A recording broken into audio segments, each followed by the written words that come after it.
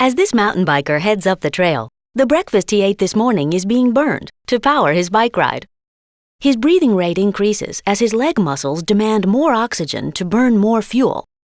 Let's zoom down to where this fuel is burned, our cells. Here, the blood vessel on the left delivers fuel and oxygen to a single muscle cell. In cellular respiration, energy in fuel is converted to ATP, shown here as starbursts. Most ATP is made in the cell's mitochondria. ATP powers the work of the cell, such as contraction.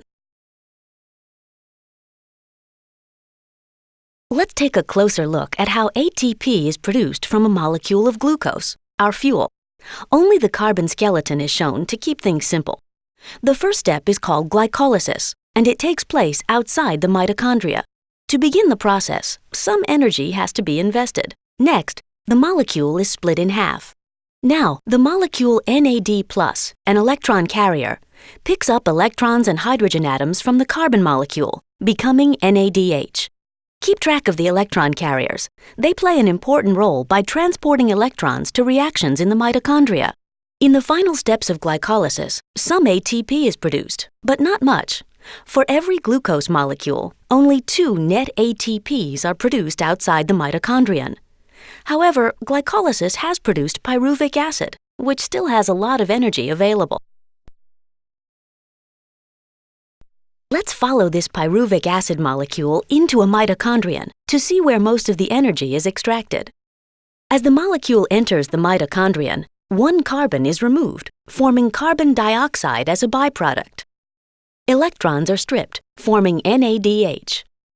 Coenzyme A attaches to the 2-carbon fragment, forming acetyl-CoA. Coenzyme A is removed, and the remaining 2-carbon skeleton is attached to an existing 4-carbon molecule that serves as the starting point for the citric acid cycle. The new 6-carbon chain is partially broken down, releasing carbon dioxide. Several electrons are captured by electron carriers, and more carbon dioxide is released. The carbon dioxide that you exhale comes from the reactions of cellular respiration. 2 ATPs are produced by the citric acid cycle for each molecule of glucose. At this point, only a small number of ATPs have been produced. However, more energy is available in the electrons that are being transported by electron carriers. While the citric acid cycle starts another round, let's follow an electron carrier to the next step in the process. Electron carriers such as NADH deliver their electrons to an electron transport chain embedded in the inner membrane of the mitochondrion. The chain consists of a series of electron carriers, most of which are proteins that exist in large complexes. Electrons are transferred from one electron carrier to the next in the electron transport chain. Let's take a closer look at the path electrons take through the chain. As electrons move along each step of the chain, they give up a bit of energy. The oxygen you breathe pulls electrons from the transport chain, and water is formed as a byproduct. The energy released by electrons is used to pump hydrogen ions, the blue balls, across the inner membrane of the mitochondrion, creating an area of high hydrogen ion concentration. Hydrogen ions flow back across the membrane through a turbine.